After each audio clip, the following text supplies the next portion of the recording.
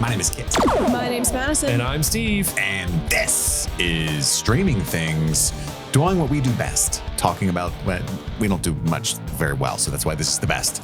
Talking about TV and film. It's a low bar for us, honestly. Yeah. Exactly. Yeah. This series, as you well know, we've been delving greedily and deep into the first season of Lost. And we're wrapping that up very, very soon. We're almost to the end of the first season. Madison and I have never seen the show before. This is the last week, guys. It's the last week. It's today's episode and Friday. That's correct. We're doing episodes 23 and 24, Exodus part 1 and 2 as one episode. And then part 3, the finale, will be at the end of the week. That's its own episode. And we'll have a lot of retrospective on the whole season and stuff as well. See where we're at so far in the show as far as what mysteries have been revealed and what has been solved. It's going to be a fun time. I'm excited, especially for Madison. Not only are you back from wherever the hell you go. She's back. We may never know. But I would have paid a decent amount I'm poor, but a decent amount of money. I know what you're going to say. To be watching the show with Madison when the pirate ship was revealed. I went berserk. I freaked out. I think I watched it late last night and my mouth dropped. And I just was like, in my head, I thought Steve and Chris are going to say something. I know they're going to say something. I noted it was my first thought. I've been waiting like so long for the Black Rock reveal. Like every time we're like, what's the Black Rock? And I would like kind of look at Madison like, The interesting thing about this show, our podcast, is that Steve has seen the show a few times. And now we've finally gotten to a place where I am starting to be resentful. What I mean by that is I had a quirk, a personality defect. I have many still, but as a kid, I had one where if my friends like did something without me or knew something that I didn't know, it made me deeply upset. And now I'm getting to a point where I'm like, things are revealed in the show. I'm remembering things I said 2 months ago and getting angry at how I was probably laughed at. You know what I mean? Because I feel left out now. Don't feel dumb. Don't feel silly. I mean, that happens every time we review Stranger Things too, because people usually like binge that show quicker than we review it. So it's a lot of like, what do you think this is? And we're so wrong. And that's part of Sometimes we're so right. But it's also, I think it just plays into how they wrote the characters then and how we're interpreting it now. So it's like, maybe our thoughts might have been better, you know? You never know. Yeah. Or there's been a lot of times too, though, where it still happens where I feel like, oh, they were smiling at me, the bastards. But like we were right at the same time. Like there's been multiple complaints I've made about the show where I should have had more faith in the writers, where Steve was probably chuckling a bit. I don't remember specifically, but there's a couple of those that happened in this episode. You fool. But there was one where I was like, Locke is intelligent enough to where this whole hatch plan is dumb. They should be digging around it to see where it goes, to see where the other entrance is, more than banging at this like a chimpanzee, you know? And then like 2 episodes later, they're like digging it out and trying to see where it goes. Right. And there's something big that happens in this episode that I had said months ago it was just a couple weeks ago. And this is where I had this whole thought is when they get on the boat and they leave, Michael and the gang, they look back at the island and they go, this island is so big. How is it that nobody's ever found it? And that was like one of my biggest criticisms last week. You know what I mean? And I'm like, I gotta trust these writers. They're faster than me. Yeah. We did get an email this week from somebody who was just I don't even know what the point of the email was, because you could tell it was someone exasperated. Like, how does no one find this goddamn island? How big is it? Yeah, it's true. It's pretty fucking big. Yeah. By the way, I've said it before, but I don't read any Lost emails out of fear. You shouldn't, because there are people fair. who just send emails like, hey, giant thing big from ass spoiler season 3 in the headline. Yeah, some of them are in the subject line. So fuck you for that. So I don't even read them at all. Like, I shouldn't. Not even the subject line. One of them said Steve, and I was like, I appreciate you. That's extra effort. If you are sending us emails related to Lost and it contains spoilers for upcoming seasons, even still send them directly to Steve in the headline for Steve Eyes only, because I really don't want anything to be spoiled for either Madison or Kit. Steve's Eyes only. Ooh. What if I click it like I don't care to be spoiled and it's just butt cheeks? And I'll be so offended. I'll be so mad. I'm like, they caught on. It's actually me. Guys, abort. It's testing you. Steve's eyes only. Oh yeah, it's like a feed of you like, I caught you, motherfucker. Yeah. It's like, oh, interesting. Now I'm gonna have to peek at Steve's eyes only emails. So this is what we're doing. We're wrapping it all up. Things are coming to a head. I think there's some big stuff. What we're going to do, we're going to talk about overall thoughts on episodes 23 and 24 as a whole. Mm-hmm. And then we'll do the 4 segments we always do: the Passenger Princess, the Mile High Club moments, the Beach Please, the Lost and Found, only like for both episodes. So it'll be our top 3 favorite moments from 23 and 24, which will be difficult, make it much less likely of a we all everybody. Yeah. We're going to, especially even like a Passenger Princess for the 2 episodes. That'll be tough, but I think I can do it. I'm prepped. I'm proud of you guys. I think you can all do it. I think you can do it. I watched all 3 episodes last night. Yeah, I did. You're so want to strong. say as a whole. I waited until midnight to watch all 3? to watch 23 and 24, and then I watched 25 this morning. But it was. I'm not gonna lie, it's all gonna blend together to me. You slept from like 2 to 8? Something like that. 2 to like 7:30. Yeah. I slept from 4 to 9, so we're about in the same boat. Dang. Yeah. Nice. You guys look great. You look like you've got plenty of rest. Thank you. That's my secret, Kit. I'm always sleeping. I made a sacrifice to my demon this morning, which is why I look good. That's why. Well, Praise be to them. Paimon. Praise be. Paimon. Praise be. Gilman. My demon is Gilman. Your demon is good. Let's do this, guys. What are your overall thoughts on Exodus Part 1 and 2, Madison? Lay it on us. It's been a crazy ride. I've enjoyed the last 3. I think, there's a lot of momentum with these, but there's just been a lot of things that have happened. And I'm not going to lie, probably the 2 biggest highlights were when 23 opened with the fucking Power Rangers. I was just, that meme of Leonardo DiCaprio in the, that was me when I saw the Power Ranger show come on. And then there's a fucking pirate ship in it. And I just, yes. And then, we have like the 3 main storylines of like people breaking up. You have the beach crew, the jungle crew, and then the boat crew. And like, I've been enjoying like seeing everybody. And I feel like the pacing has been really good as far as like keeping everybody entertained with the different groups. And it's just been really fun. And I feel like these last 3 episodes have been, I guess for these 2 episodes, it's been I keep wanting more, which is exactly what these episodes are supposed to be doing. So overall thoughts? Great time. 2 thumbs up. Who's got up. 2 thumbs and likes these episodes? This guy. This gal. Steve, what about you, buddy? Same as Madison. These episodes, especially the first one, have a very different energy to them because a lot of the episodes start and it's just kind of like, okay, whose story is it this week? We're going to follow them a little bit, whatever. This week, especially the first episode, but all of them really have this energy of like, okay, we gotta go. Like things are serious. There's black smoke. People are coming to get us. We gotta figure this out. We gotta get that boat in the water, guys. There's an urgency to this episode that I really appreciate. It makes a lot of the scenes much more suspenseful. There's a lot of tension. You can feel it. And then also, maybe the flashbacks that are featured in this episode and the subsequent 2, maybe they're not as dramatically relevant or there's no real storyline to them. Some of them, they're just giving you small little glimpses into who these people before their lives were turned upside down. And I'd like to take a second. Just sit right there. And yeah. Now we got to Bel Air. Is the island Bel Air? Oh, shit. Where's Uncle Phil? I really appreciated that little window into who everybody was because I don't know, like, even though like what was happening in the past had no real dramatic relevance to what was happening in the present, it was still nice to kind of, it felt like this is a series culmination. We're ending the season.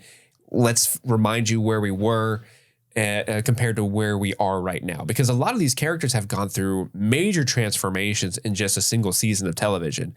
And it's quite impressive. I mean, literally some of my favorite moments of this episode and the next are Michael and Jin just being total bros, but in the beginning of the season they were like cats and dogs. They were fighting every other episode, it seemed. But now they can understand each other despite a language barrier, which is like incredible to see where those characters have gone in just a single season. Same with so many of them. And so that's why I think these two episodes, 23 and 24, are really good. Kit? I had a blast watching these episodes. They're not all of the same quality. We'll talk about the finale at the end of the week, but I my recollection is that might be my least favorite of the three. I'm not sure. But I really enjoyed, specifically 23. I was like, let's go. Because like you guys said, the pace picks up so quickly. We get to kind of the flashbacks kind of dip into all these different characters quickly and just give me more context. And I've started to reflect on who these people were before they got to the island a lot more, which should have been the intention of the earlier flashbacks, but really wasn't, at least for me. And I started to kind of put it all together in my head. And I don't know, I feel like I've got some deep relationships with some of these people now. I'm excited for the future of this show. I mean, the show's over, but for me, like the future, watching the next 5 seasons. If I haven't seen it, it's new to me. I was talking to somebody loosely about it. You know, I demanded that they not tell me spoilers, but they were like really excited for me to get to season 2. And they were like, that's when it gets fucking bonkers. And I was like, my buddy, who I trust very much, I had mentioned that that's perhaps his least favorite season, talking about you, Steve. And me? He seemed a little perplexed by that. Either way, I'm excited. When it comes to things that are bonkers happening, he's not wrong. Yeah. And 2 of my favorite characters are introduced in season 2. There are just also like 8 other characters that are introduced in season 2. I also do want to say, I remembered another thing that made me chuckle thinking about people knowing things that I don't, was how much Steve was excited about the character of Arts being introduced. Oh, he comes back. And like, I'm starting to remember all these conversations we had in a different light now. He comes back? It was so good to see Arts. Yeah. Yeah. Was he presented earlier in the show? Arts? Yeah, he was on the... He was literally in the episode on 22. The one where you were gone. Yeah. Because I remember, because I watched 20, 21, and 22. He's the guy that shows up and he's like, we have to, it's monsoon season. We got to get this boat. That's the first time you see him. Okay. But the fact that what I thought. When we reviewed that show, when you were not here, Steve was like, I was like, oh, he's a recurring character. They don't just one-off him with the monsoon thing. And he's like, oh no, he comes back. Now I get why he was so like... Better to burn out than to fade away. You know what I'm saying? That's right. He's the Kurt Cobain of the Lost Crew. So, because that's literally a quote of Kurt Cobain's. I get it. I could see how that could be offensive though, as well. Amy Hoozle. He also dated Courtney Love. That's right. Ooh. That's right. So I had a great time. I can't wait to talk about all this stuff. We better get going. There's a lot to talk about. It starts out in the past, as Madison mentioned, Walt watching Power Rangers. And Mighty Morphin, baby, let's go. Is that your favorite Power Rangers iteration, Madison? What? What he was watching, was that your favorite? No. Because you have a favorite. Turbo is your favorite. Turbo is my favorite. Yeah. Okay. But I think that's SPD. Kit. I'm a Mighty Morpher myself. Don't be giving me the side eye. Mighty Morpher. Tommy, Kimberly, come on. Turbo all the way. Name the others. The blue one? What's his name? Paul? Billy. With the glasses? Billy. Paul. Mastodon. Oh, I want to go watch it right now. But Walt's watching the Power Rangers really, really loudly at like the airport hotel. Brian lets me watch it at whatever volume I want. Brian. And Michael's like, what are you doing, bud? It's 5 a.m. Turn that down. So he turns it up. He's being petty, right? He's being a stinky. You're not my dad. That whole thing begins. Back in the present, Walt is waking up with Michael again, but they have a completely different relationship. This time, sans Power Rangers. And he's going off to take a leak. It would have been great if they look at the boat and they're like, guys, it's morphin' time. Yeah, bring it back. He sees Rousseau creeping up and he's like, pregnant lady, fall down. Runs around, waking everybody up. Everybody's like, I think it's Sawyer that says, it's got to be the French chick. She got French written all over. All over. Oh, yeah. How you feel about fries? Well, at first, you see that armpit hair? Definitely the French chick. Walt sees her, and then she just like slowly, ominously walks into the camp, and he's just like watching her, not like saying anything at first. I'm like, is he just gonna like let her shoot somebody? Like, And he's only like 12 feet from her too. yeah, And he's not hiding well. Well, I remember there's a scene where he was like moving relatively quickly, and I'm like, she can fucking hear him for sure. Yeah, can hear him. His jorts are swishing and stuff. Right. I can hear your denim. Oh. But yeah, Danielle says something pretty ominous. She goes, "The others are coming." She does. Guys, the others! This is pre Game of Thrones. This is not pre the books, but if you guys don't know, the others are not mentioned in the show, I don't think ever, but that's the real name of The White Walkers. the White Walkers. Oh. Yeah. So Didn't know that. that's, every time I hear that, that's what I think. The White Walkers are coming. That'd be okay. Makes sense now. She stares longingly at the baby, or at least kind of very concentratedly, and then we get lost. She tells her story to the whole crew. Like everybody's just standing around like story time. And she's like, Gather around, ladies and gentlemen. our ship was wrecked and whatever. Jack shows up late. I was 7 months pregnant. The doctor finally showed up good. We saw how you say black smoke 5 kilometers because I'm not a monster and I don't use miles. Inland. That's right. That night they came and took the baby. They took the baby. You got a little German there. Oink, oink, wee, wee. Took the baby. Did we know she was pregnant? I can't remember that. Yes. Well, She told Saeed some of that. I don't know if we knew she was technically I don't know that we knew she delivered the baby. We here. knew she had a baby Baby. on the island that was taken away from her, a baby named Alex. Yeah. I can't remember if she said that she was pregnant at the time. She tells them they have 3 choices: run, hide, or die. Sorry, my rhythm was off for you, buddy. That's okay. Marry, fuck, kill. Locke. So he's like, I'll take the odds. Jack and Locke discuss what they should do, and Jack's more like, she's fucking crazy, ignore her. And Locke's like, I think she probably has some interesting things we should be worried about. And Jack's like, nah, I don't think so. I think it's pretty likely that she just wandered around and says nonsense. Listen, Locke, are you a French fries guy or a freedom fries guy? All right, this is 2005. Pick a side. That's right. That's right.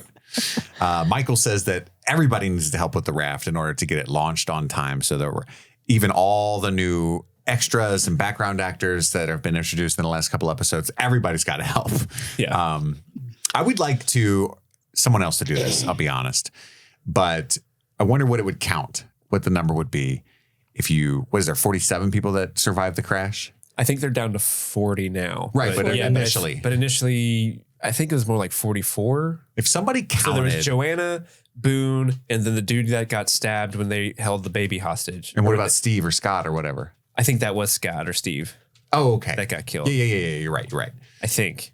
It's Scott that got killed, I think. Because Steve's is who Joanne's banging, or not Joanne, but the other woman. Yeah. But if you counted every named actor and every background face, would you get more than 47? I think so. Maybe. I know on Lostopedia I did come across like some thing where it had like people's photos and it looked like it was like grainy photos of an extra. Clearly that was the only screen grab that someone could find of this. And they're like, passenger 56 or whatever number. And I'm sure someone tried to do I doubt that they kept the same extras No, not at all. every time. No. Not at all. That's what no I'm way. saying. I mean, it's not a big thing, but I was laughing, especially in like the finishing the boat scene. And then like a little bit later on, there's just so many people. Yeah. And I have after Artst, I have this whole new fear. Like I have PTSD now. Like you motherfuckers are just going to like have an important character pop up and say that they've been here the whole time. Hello. And one of my favorite moments in the entire season is where they have Artst blatantly call attention to this, and it's kind of meta and fucking awesome. Yeah. But we'll get to that in a little bit. But yeah, they're discussing what to do. Jack and Locke are diametrically opposed as always. And then we get to them lifting up and launching the boat. Something breaks. Fucking Michael blames Sawyer. It wasn't me. He's always an wasn't angry me. guy. I'm starting to feel bad for Sawyer and like being the bitch on the boat. The role that he has there is like, useless guy. He's just always blamed for everything. Yeah. And then they do see the black pillar of smoke that was foretold by Rousseau. How ominous. I love the way they use this pillar of black smoke coming off in the distance because the way they use it is it's omnipresent. It's always there. Everyone's looking at it like there's so much dread. Oh no, bad stuff's coming. Which means that night they're going to come, right? That's what the black smoke means. It was a like couple days. It's a couple days after. I think it's 3 days, right? Or 2 days? Well, that's what she said when it happened to her initially was 3 days. Yeah. Yeah. Like interesting. Upon seeing the black smoke, you have 3 days. I like how they warn you though. Yeah. Guys, we're coming. Not a very strong tactic. It's what we do. We set this tire on fire. We give you 72 hours and we fuck shit up. Which is kind of like why I was very intrigued by this. I was like, why are they giving them a head start of sorts? Like they could not tell them. Like it just doesn't seem like. What if it's just a bunch of wealthy people that fly to the island and they do like a most dangerous game kind of thing? Okay. And the black smoke is like the starting gun. So kind of like. And it's actually led by Werner Herzog. I would like to see the baby. What we have to do is light the fire. It will allow the players on the stage to know that they are merely a part of our own amusements. And I will eat the candy before we go and get the baby. But capitalism is a stain on the. But I was curious, because I mean Danielle's character has been very, I don't want to say hit or miss, but it's like, do we trust this character? And so I was feeling a little hesitant to trust her. I mean, we later find out that yes, her intentions weren't necessarily great in best regards to the group, but I was curious, did you feel that, maybe she wasn't saying? I don't ever feel like she's lying. Okay. I lean towards Jack's assessment of she's a little cray. And so you can't trust her in that regard. I don't think her initial plan is to kidnap Aaron. I think it that's why they had her like looking at it like that. Oh. And then I think that plan formulates sometime after she warns them. Gotcha. I do think she initially arrived to warn them. Okay. Because she's lonely, Sure. Because we also watched Interstellar, which we're going to talk about this week as well. And there's a character in Interstellar that reminds me of Rousseau. Do you know what I'm talking about? Matthew McConaughey, yeah. No. All right. Not at all. Yeah, I know you're talking about. All right. But she says, where will you hide? Come to get your baby. I think your baby's pretty cool. There's this whole scene where she's like, I'm by myself. I'm going to be fine. I don't know where you're going to hide 45 people. All right. And Jack's like, don't worry about me. I get shit done. Yeah, he makes eyes with Locke and they're like, hatch, baby. I know where we can hide them. The hatch that we don't know what's in there and we can't open. It's the worst fucking idea of all time. Also, what are we going to do when we get in there? Are they not going to look? Can we talk about how the hatch is a terrible idea? I agree, because in my head it's like, okay, you're gonna shift 30-something people, 40-something people into this hatch. You're gonna have to bury it to hide it, and then also you don't know what's at the bottom. You don't. Like, Saeed's the only one with a brain. Right. What if the hatch is theirs and it's literally their house? Yeah. We don't, this is how they get around the island and we don't find them. I understand Locke's motivation is I actually don't give a fuck. I'm obsessed with knowing what's inside. But Jack, what are you thinking here, bud? Like you have 6 guns. Also, like if fight they could, them. Quit being a bitch. If they could open, if they could open the hatch, get into it, and then close the hatch, okay, fine. Even then. But their plan is to blow it up, and then it's like, okay, well then what are you gonna do to stop? I love the getting idea down that there? the hatch was as shallow as it looked. And like only 6 of them are in there. And then the others show up and they open it and they're like, what are you doing? What the fuck are you doing? I'm going back to the caves. Why are you in our fridge? what again? Too. This is where we like, poop. they open it and you're just like, stinky. Yeah. Ew. It's a sewer. But no, like, I mean, Russo has, gone to the Black Rock and she knows that there's explosives there and stuff like that. It's like, who's to say that, they don't have explosives similar that are, better well maintained or whatever. You put a bunch of people in a metal container with one way in and one way out, and they just drop some explosive shit in there and kill them all. Boom. Bang, bang, boom. There's a lot going on. Yeah. Anyway. Hurley and the company are at the hatch, as Steve and Madison alluded. That's the big look between the characters. That's the plan, is that they're going to hide in the hatch. Rousseau's there. She's never seen it. Oh, what is this? And Locke's like, I know, right? Isn't it cool? He loves that shit. So they want to hide in it. I'm like, I hated that. And so she talks about how the dynamite that's used is at the Black Rock because she blew up her old dwelling. She keeps talking about the Black Rock. So she's going to take them there. Back in the past, Jack is drinking at the airport with Michelle Rodriguez. Love of my life. I was so excited when this came on screen. The first thing I wrote down was, Kit's going to lose his goddamn mind. I just don't understand. I don't understand how you have such a big actress. I don't understand. But she's on the flight. She makes a point to mention she's in the back of the plane. That's not good. Oh my God, I bet I know what's going to happen. She survived, but separately because the back was blown off, and she's just going to wander up like, Jack, I owe you a drink. C23, 42F. Yeah, I was in Fast and Furious. I still am, believe it or not. Wait, That's how she survived. She's actually Letty. are those numbers from Hurley's numbers? Madison. Oh. I'm so proud of you. 23 and 42. Yeah. I actually don't know where those are listed. I should have them I listed. wonder somewhere. who else. Who's seat 8? Who is seat 16? Wait, give me the numbers again. We have to know. The full list is They're 4, 8, 16, 23, 42. There's more than that. I think there's one more that I'm missing. 69. Are these couples? 4, 8, Wait, 15, stop. 16, 23, 42. Say it again. I'm so sorry. 4, 8, 4. 15, 16, Okay. 23, 42. Boom. He's got it. He's got it. There's seat numbers. Who are the other seats? Well, we know Jack was what, 23? We know that. We know, Yeah. we And know then- Jack and Michelle Rodriguez. Anna Lucia is 42. Yeah. Okay, so What was Locke? 20. Well, Locke was like right across 22. the aisle from What Jack. are the first two? 4 and 8? So those motherfuckers 4 are and 8. first class. Yeah. That's Boone and Shannon. Yeah. Well, 15 and 16 were sitting right next to each other. It might be that's Hurley, both of Hurley's seats. I love that noise you just made. That's my realization noise. Anyway. We find out in this scene, like, she's flirting with Jack, but we Hard. find out he's not married anymore. That's something I wanted to ask you guys because We don't know never, why he's divorced. No. we never expanded on that. Or did he ever get married? He said not anymore. And we were at the wedding. The wedding was complete, Yeah. right? Oh, we saw that we weren't there. Yeah, we were at the wedding, guys. We were there. It was a made- great you're time. right. He made right. He said his vows. He You're did. He made them up on the spot. But she a not heard great him way. like berating the check-in counter girl, and she's like, "That turns me on when people are mean to customer service reps." And I'm also turned on by Dead Dads. yeah, I love the banter there. So help me if I end up on Dead Dad Island, no one's going to be able to stop me.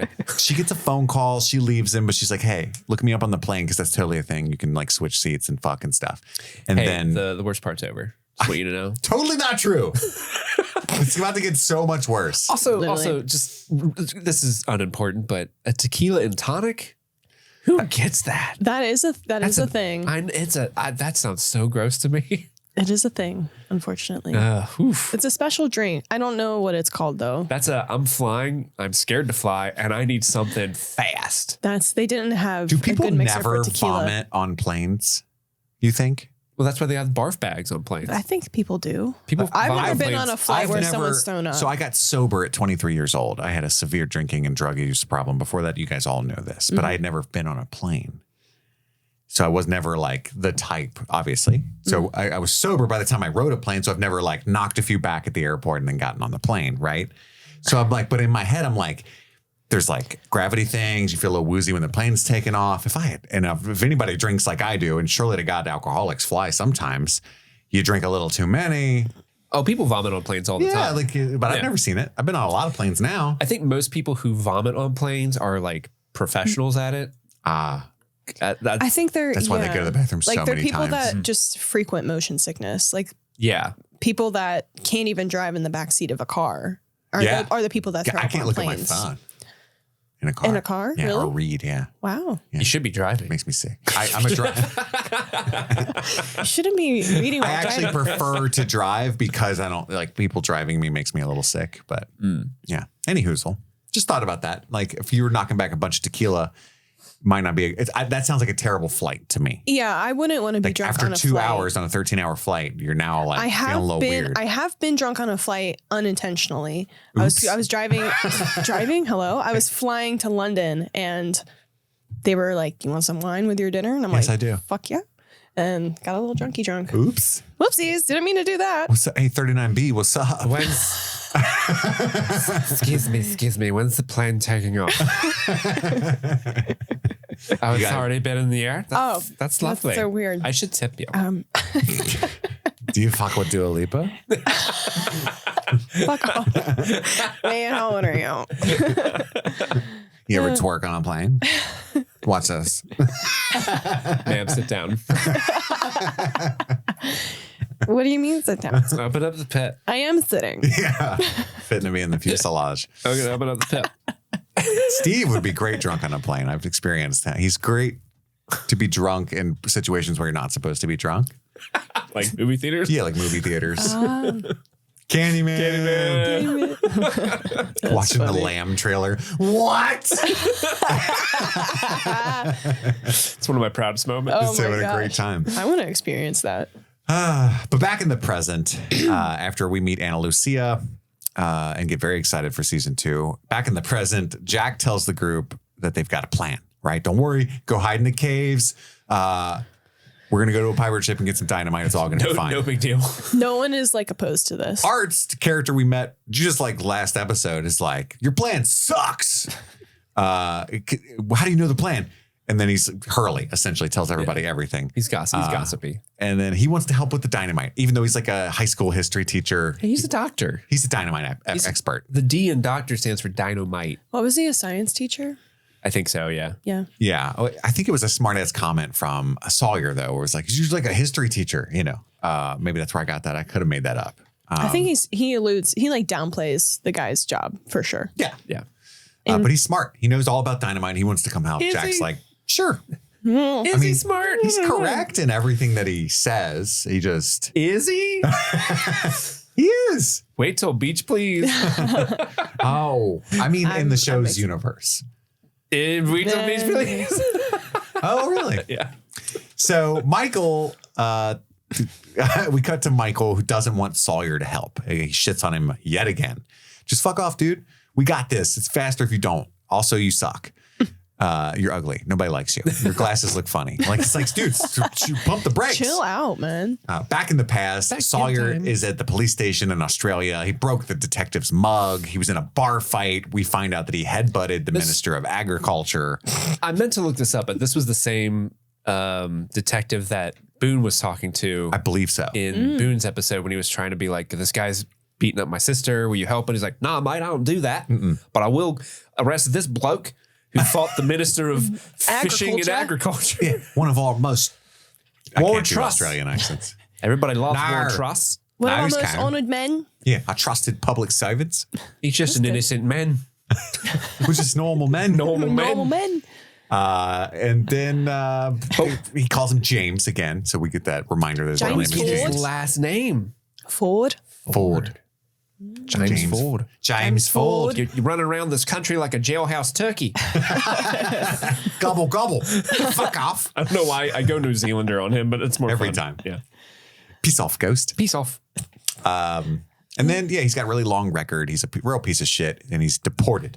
And then he's real petty. I don't like Australia anyway. And then it's like, okay, just leave. Yeah. At that point, what are you guys doing? Because I murdered a guy No, and I don't want that's to come back back. in Yeah. Australia ever again. Definitely not. Wasn't He's going going to to come get back back to here. America and be like, diplomatic immunity. Back in the present, Sawyer is angrily chopping bamboo with his shirt off. Shirtless. A nice sheen of sweat. Were you This digging was that? like- yeah. Yeah. You're just you caught me. You're no better than a man. I'm not. I'm really not. He's really lubed up chopping that bamboo. He'd be sweaty. He was. He'd be, yeah.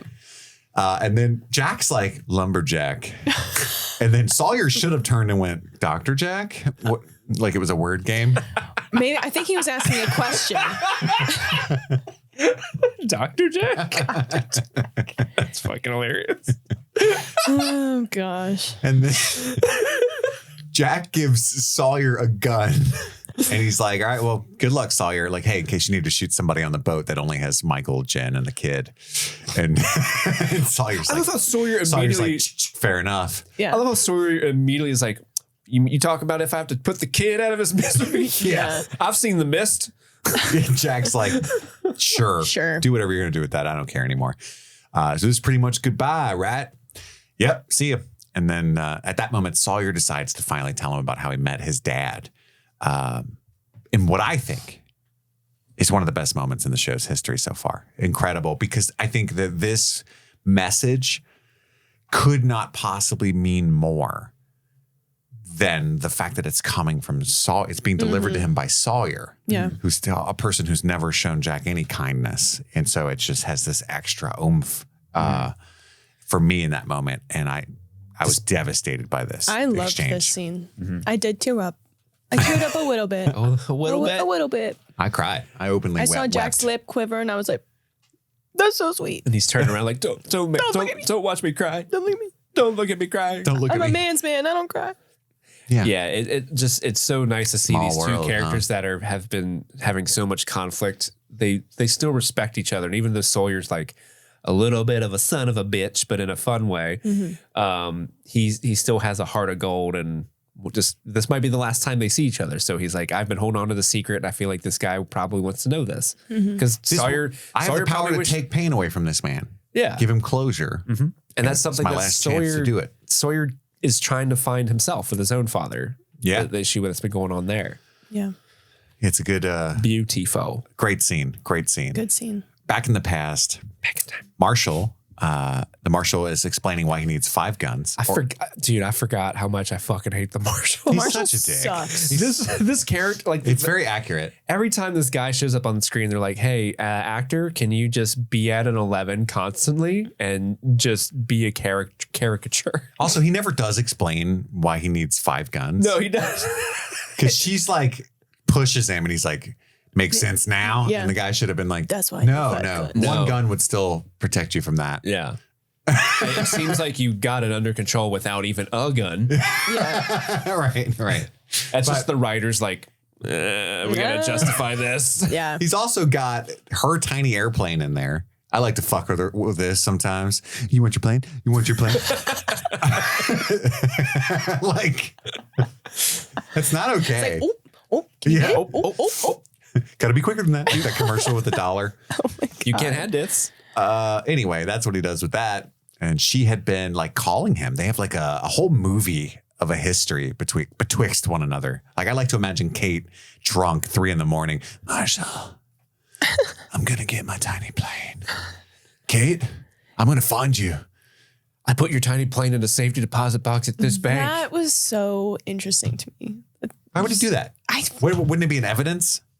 Right. But also like if he knows where the safety deposit box is and he knows that she's trying to get it, she would get caught immediately, right? No, maybe it's one of those scenarios like this is the last thing he would expect me to do. It's so obvious that I won't do it, you know? He's never going to. The last place he's going to look is right under his nose. Gotcha. That's what I'm saying. There's a Steven Soderbergh film that is just Kate getting the tiny plane that I want to see. Right. But not played by that guy. The Marshal needs to be George Clooney. It's basically out of sight. That's what I'm saying. But it's called Tiny Plane. It's a gender swapped out of sight. And it's called Tiny Plane. Sure. Or Ornament. Or Knick-Knack. Ooh, it's called Knick-Knack, bitch. That's what you call that movie. See? That's she's solid. in. Knick-Knack. Paddywhack. Get the knick-knack. God damn it. I'm Get Kate a plane. give a dog a bone. Back in the present. Jack is perpetually packing up for this little trip. I swear to God. Like, he's been going to get the dynamite for 4,000 minutes. Jack, you've been talking about moving for 3 years now. When you just admit to yourself you're not actually doing it. This trip's going to be dynamite. Kate comes up. She's like, I want to go. And Jack, and again, at this point, I think they've done a poor job of reminding you everybody fucking hates Kate because she's a criminal. Nobody's really spoken to her since they found out. And she's like, can I come? And she expects to be rebuffed because nobody's been fucking with her. And Jack's like, sure, I would love you to come I think there's going to be a pirate ship. It's going to be a lot of fun. I need a buffer person between me and Arts. And it's kind of a cool moment because she's relieved that like, oh, you're going to hang out with me? Yeah. Charlie is collecting messages in a bottle from all of the extras and background cast to take on the boat. From the crew. Hurley was like, don't look at my message, man. And Charlie just opens it immediately. Which Dude. Dude. Yeah. Who's Hugo? Because that's his real name. Yeah. They go on they set out on their dynamite hike, and Rousseau has scratches on her arm that Locke notices. And she's like, oh, it was a bird or whatever. And Locke's like, crazy bird, meaning he doesn't believe her. And then we have this whole exchange with Arts not wanting to tell Hurley his first name because he doesn't like it. Just call me Arts. It's hard to say, man. Well, there's a bunch of high school kids that have no problem saying it. So it's like this whole exchange. Dude, I think Leslie's a bitchin' name. Is that his name? Yeah. Yeah. It is a bitchin' name. Dr. Leslie Arts.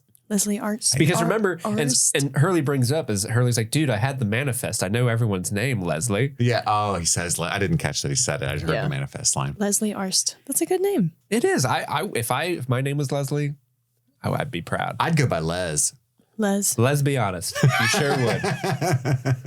They have reached the dark territory where it all began. The dark territory. Arts wants to leave now.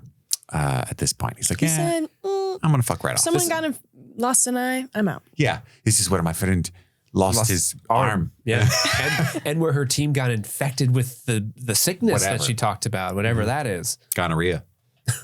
Do not fuck on the boat. Do not fuck in the sun.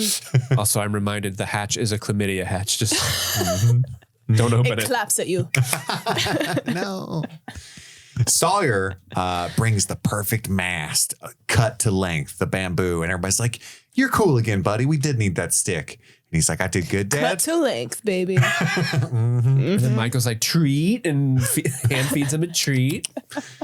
Baby bird feeds him. Oh. It starts raining on the dynamite crew. How far away are they that there's entirely different weather? I guess the dark territory, like it rains. It's a dark territory. There's just always a dark cloud over it. Yeah, Yeah. that makes sense. They start to hear hooting and whatnot. Hey. maybe some hollering. Yeah. Hey. There's a party in the background. It's Jersey Shore. Super-doop. Snooki comes up. Hey guys. And it's dark territory. Oh my gosh. But there's like a monster chasing Arzt. Is it the monster? I think so. Locke notices that it's headed the other way because he's like really good friends with this monster. He's like, it's all good, guys. So that's the return of Arzt already. And Rousseau says that the monster that they've been seeing throughout this whole season is what she calls a security system for the island. It's there to protect the island. They're like, that's a weird security system. Literally what was going through my mind was, do they have speakers everywhere? And they're just making like... Oh, like a literal security there's system. someone like with a microphone like... And then ripping trees out of the ground. How, Madison? The explosives. The dynamite? There's mines That's true. underneath the trees. That's a good, actually. Yeah. Like they're all just booby trapped. Yeah. So you're thinking it's like It's like an the illusion. island is a Wizard of Oz kind of thing. Yeah. Oh, guys, they're getting close to the Black Rock. Let's try to scare them. Hold on. Turn around. You are not welcome here. I'll get you, my pretty. Lock, you're cool. Yeah, it's so beautiful. Where you're going to walk It's just a the guy plank. named Frank. He's so beautiful.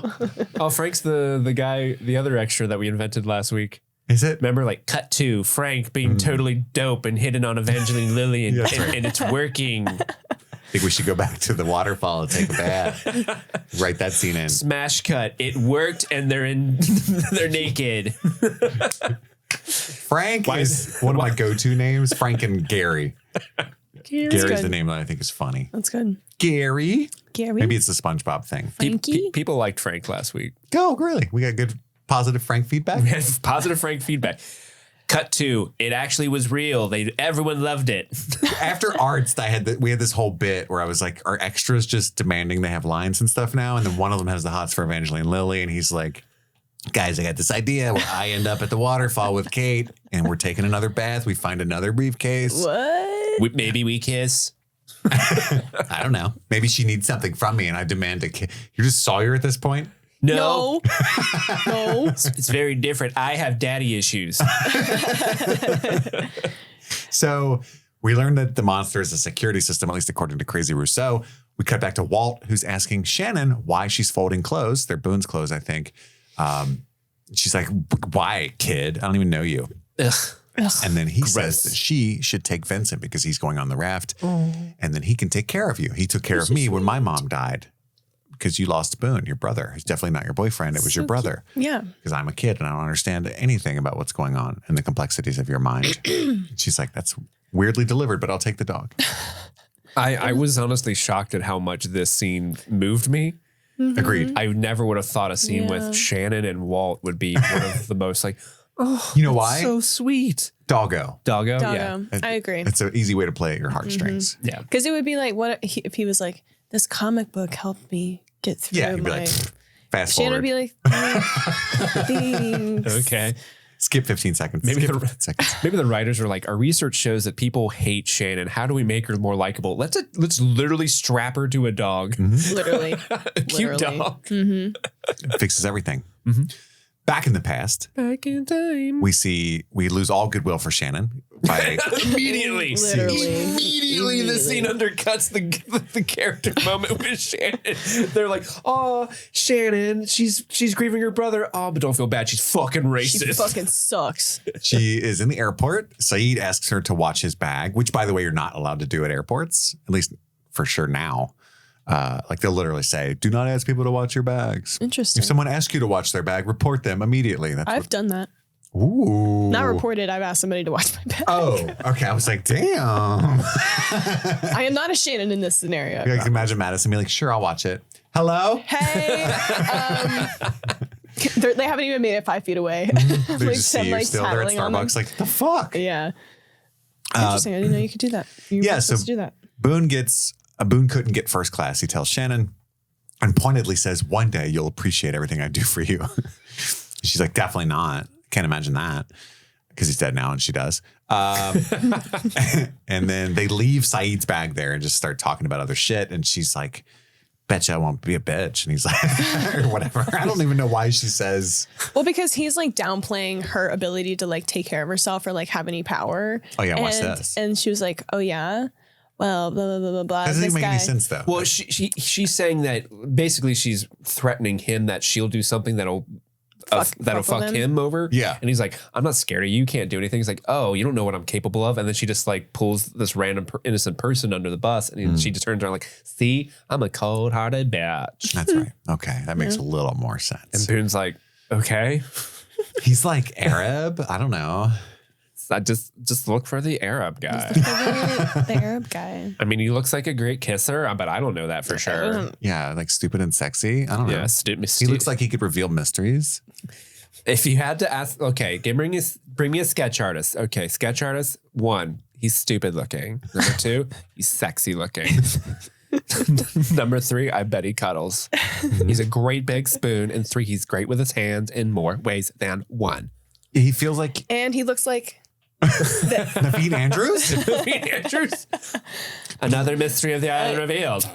Put a little love of torture in his eyes. Perfect. Perfect. But in like a 50 Shades way. oh my God. Back in the present, Saeed is going over his gadgets for the boat. Like this one will catch fish for you. This is just a fillet knife. This is a Bluetooth speaker. This is a Game Boy Color. Here's what it can do. You've got blue, you've got yellow. They've each got 75. He gives them a flare. There's only one shot. This is the mom One spaghetti. opportunity. Thank you. We call this the mom spaghetti. Mom spaghetti. Rousseau and company arrive at the Black Rock. The Black Rock is a pirate ship. That's my note. In my notes, the Black Rock is a fucking pirate ship. Shut the fuck up. We just got to swashbuckling territory, folks. Could not be more excited. Arg. Arg. Are you ready to enjoy the show? Arg. Back in the past, Son is bringing coffee and such for Jen at the airport.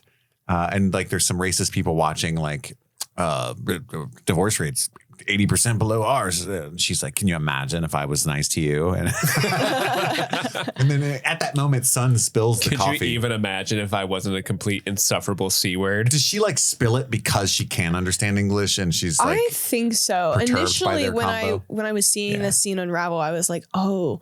And in the coffee spilling happened, I'm like, oh, Jin is gonna Sun spilled the coffee intentionally to get Jin to go away. That's what I thought too. And then I wanted Sun to be like, Clap back at him. interesting how you guys are saying this and I can speak English. But then she never does it. And part of me is like, oh, she probably doesn't do it because then they're gonna like talk to her in English more when her husband gets back. I think she's just a Jin gets really back. meek person. Yeah, I thought that she too. she That spilled too. it because they frazzled her Yeah. in the moment. Oh, I Agreed. thought it was intentional. I wanted that to be the case. Me too. Yeah. Where It's like, he was clap like, back. yeah, Get him. listen, bitch. I love my husband. He kills people. You want me to tell him Said, that you're I talking bet shit? your husband only lasts 30 seconds. That's what I wanted her to say. During sex, if On that's a not clear. good Yeah, night. yeah. Exactly. Yeah. We showed them, guys. We dragged this random couple in laws. Yes. Yeah. But they don't, they're just talking shit because they don't think she speaks English. Yeah. Back in the present, Sun approaches Jin and gives him like a little book that she's made for him. It's English words. Well, it's Korean words, but like with phonetic English spellings, I think is what it is, right? Yeah, she's using the Korean alphabet to phonetically spell out English words to help him better be equipped on the raft. So communicate like with there's Michael. aft, port, bow. Starboard, eat, Yeah. Yeah. poop. No. Sawyer's on that boat. He needs to know that word. That's true. And at this moment, he apologizes to her Oh. This and woman's so says cute. that he's still going because he's going to save you, right? Oh. I'm going because I have to save you.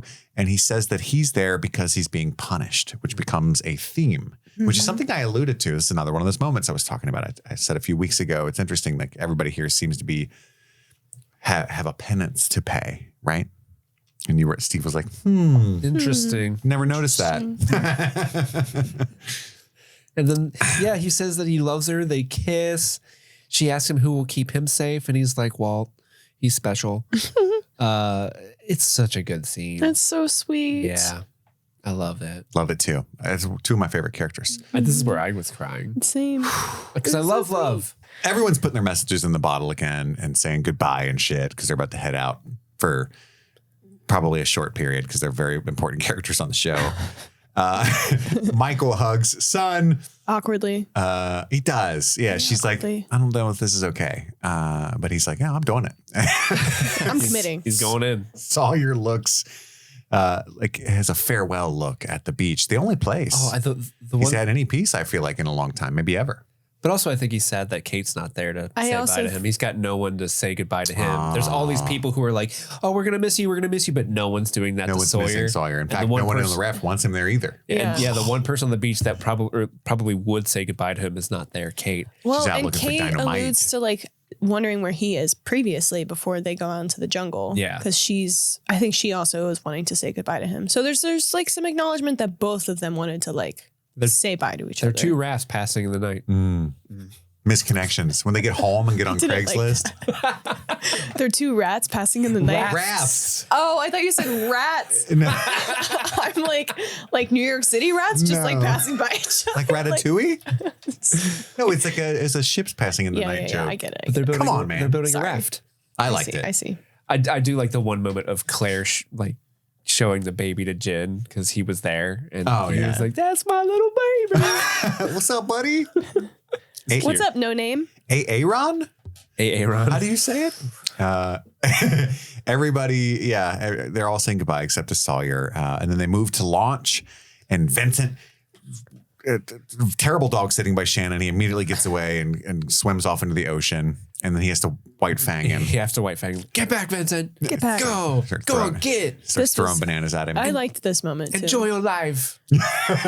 Live your life. Make sure that pregnant lady don't fall down. And then we get the pillar of pillar of black smoke. One more shot at that. It tilts up and then lost.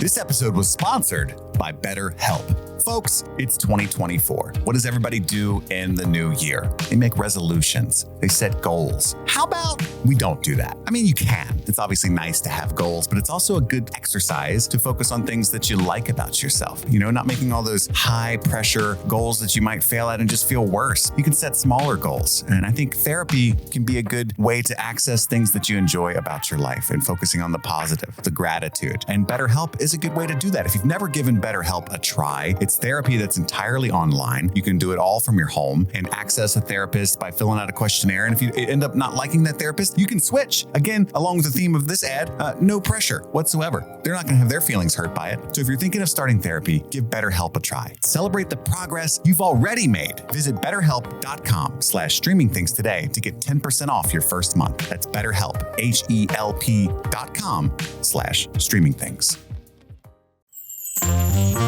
It's the month of February, so you know what time it is. It's time to thank our patrons. Every single one of you that helps keep the lights on at Streaming Things, thank you so much. But we want to give a special shout out to our super patrons, and here they are. Thank you to Stanton Valentino, Maddlestat, Bryce Coppin, Susie Callahan, Anthony Corona, Sunshine, Huckleberry Cauliflower, Ashley Hazen, Mike from New Hampshire, Brett X, Emily Scarano, Will Tickler, Svento 7, Jay Scramo, Bloffpum, AK Ashley Ray, Wendy O'Laughlin, Jason Hawkins, Big Butthorn, Conrad, Kaylee Sampson, Rabbit Dog in a Barbie Car, Charlie Friday, Alexis Adler, Peaches, Emmy, Haley B, Joe Velez, Michelle, John Collins, Amber McVeigh, Amanda King, Trisha Bueller, Sun Loving Mortal, Suzanne Rode, Lauren Waller, Jen Robinson, Kalisha Reeves, Aaron Armstrong, Kevin Strother, Ashley Powers, Stephen V, Casey McCain, and of course, Enza. And with that, let's get back to the show. Exodus Part 2, Episode 24 begins now. Everyone's leaving. Claire's losing it. Which I get. As per usual. She's trying to pack up the baby. They're all going to the caves to hide and wait for Jack and the dynamite. But as a new mother by herself, I mean, this is tough. And even at home in 2024, it's tough. And yet Claire's by herself on an island. The nappy's wet. I'm out of nappies. Sorry. I like different lingo. That's funny to me. Can't have the nappies. Hey, doing this without diapers? Oh my God, that would be crazy. Yeah. I think about that a lot because I have a 1.5-year-old and I have a 10-year-old boy. And every time I have a kid, it occurs to me that raising a kid anywhere pre-1950 would be fucking insane. And my wife's always like, most of them died. And I'm like, yeah, I get it. Because like, wow. Well, it's just like the lack, like not having disposable diapers to me is crazy. Because like back then you would just wash. We try reusables every time we have a kid. It's tough. Yeah. You should change a lot of diapers. Yeah. And there's I was 8 when my brother was born. And so I would like help like change him and stuff. And I couldn't even imagine having to just like reuse the same 3 reusable diapers over and over and over. Well, they poop so much. They do. And like they get these horrible rashes and stuff from like shitting their pants all the time. Can you imagine like dark ages, 1600s even, 1800s even? What are you going to do? There's no Aquaphor. There's no Desitin. I guess they had their own creams. I'm sure they had their own like holistic. Put a little cocaine on it. You know? Probably like, I don't know, put a leech on it. Yeah.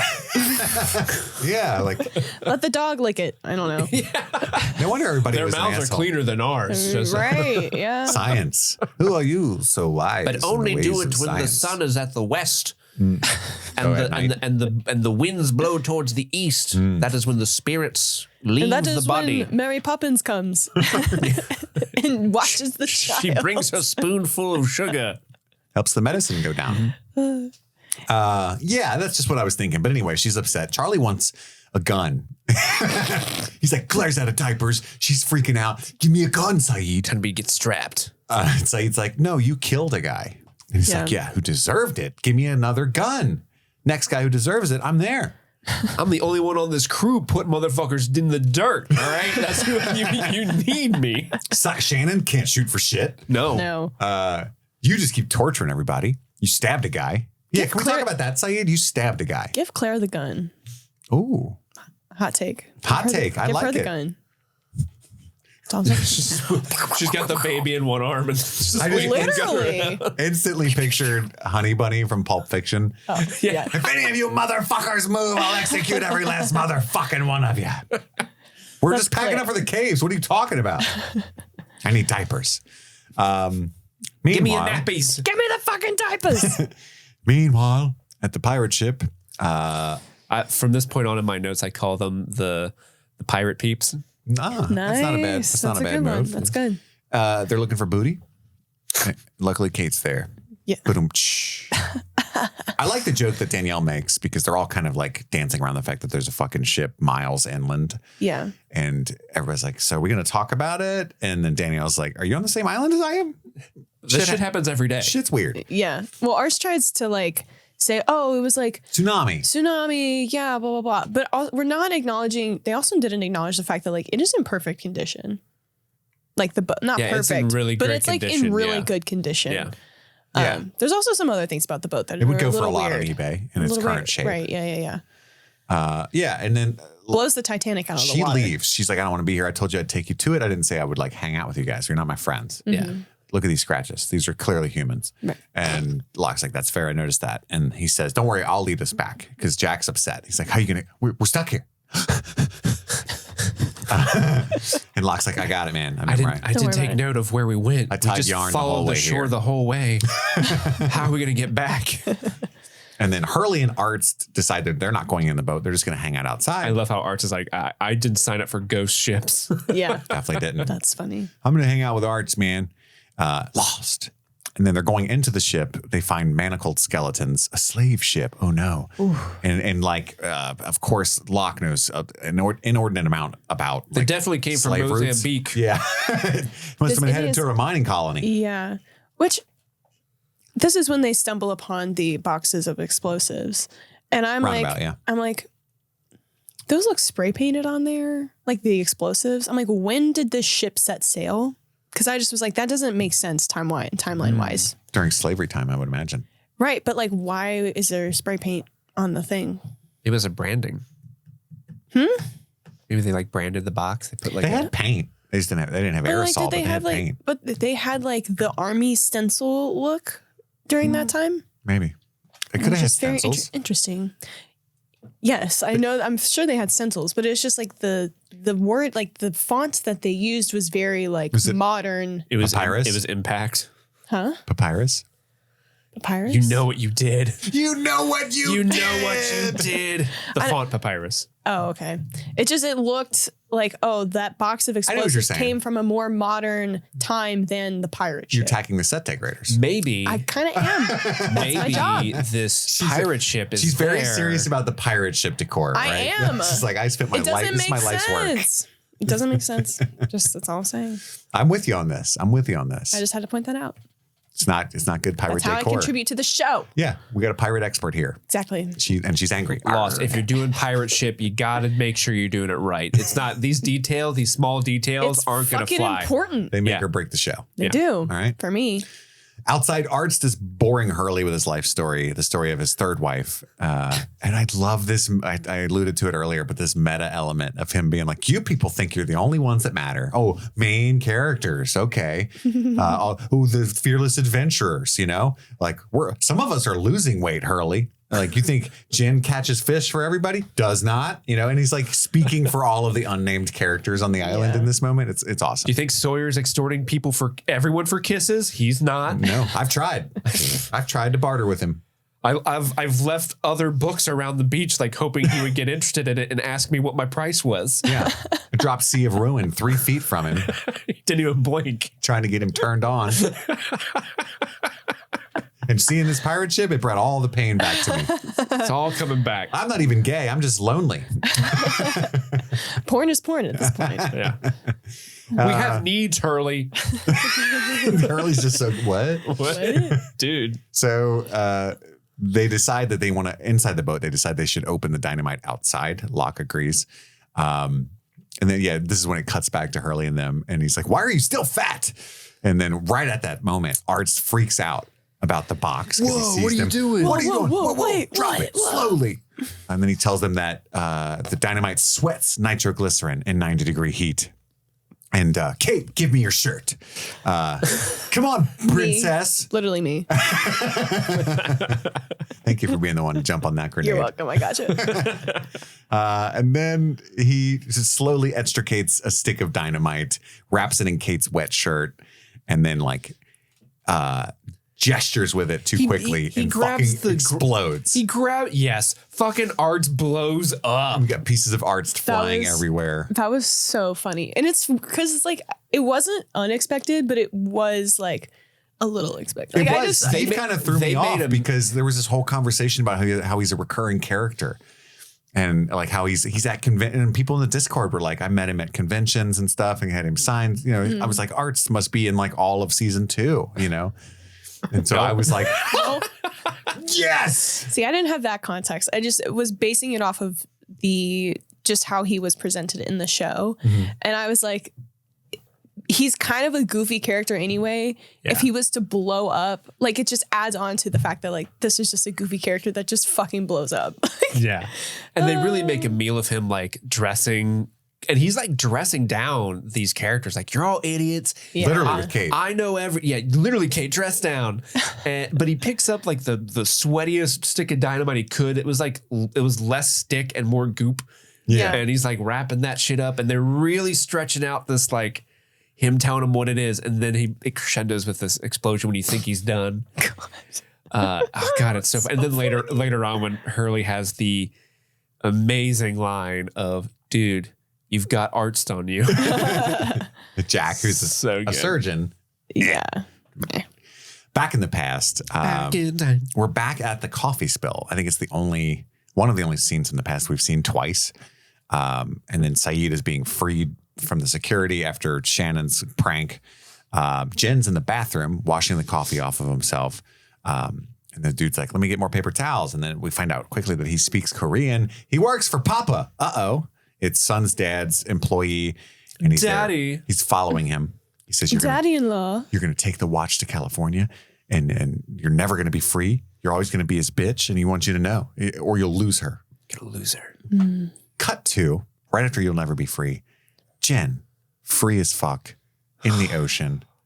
Just living the high seas, in man. The hair. Doing his own thing. Looking like Daniel J. Kim on the ocean, which is he should be the next amazing. Jack Sparrow. I'm not disagreeing. Daniel Day Kim. You are without doubt the worst pirate I've ever seen. But you have You heard are of me. without a doubt the best pirate I've ever seen. Saeed is being, that's the note I already read. Jen's free in the ocean. And then we get the line, how's a place this big never get discovered? Ha! Sawyer like, hey, it'd be a good place to build a resort. Mm-hmm. And then he starts singing Bob Marley and he and Michael Bond. Is that Bob Marley? Isn't there a movie coming out soon? There is. It comes out Kingsley on Ben-Adir? Valentine's Day. Shameless plug. But it's weird for them to know that in 2005. Yeah. Like, man, These are some really good writers. Are you guys seeing Bob Marley One Love on Valentine's Day? I don't know if I'm not seeing it on Valentine's Day, no, but I am going to see it because it looks I'm great. going to see Madam Web Of course you would. alone. Honestly, I'll go with you. With the Dune, with the Dune popcorn bucket. Yeah, Oh, I hope so. I don't know if they'll be selling it that early. Did you get tickets to the Dune Part 2 early screening? No, Tap out on that? not yet. There's some things I got to figure out to make sure I can go. You got to prioritize your life is what you got to do. All What day, are you every doing day. with your life? I'm going to throw this microphone at you. It's attached. And then everybody's still packing up for the caves back on the beach. Somehow it takes a long time. Shannon's got like 6 suitcases and the dog and she's struggling. Saeed's like, what are you doing? Leave the makeup. But turns out that's Boone's stuff. And she's just still in the depths of grief. And that's what's going on with her. And then Saeed does I can't carry it for you. He says the But I same can wise. carry you. Exactly. Come on, I've got an expedition to lead. Potatoes. Back at the exploded Arts site, Kate checks on Hurley. Like, hey, you doing okay? That was kind of gnarly. I've killed some people, but you probably haven't.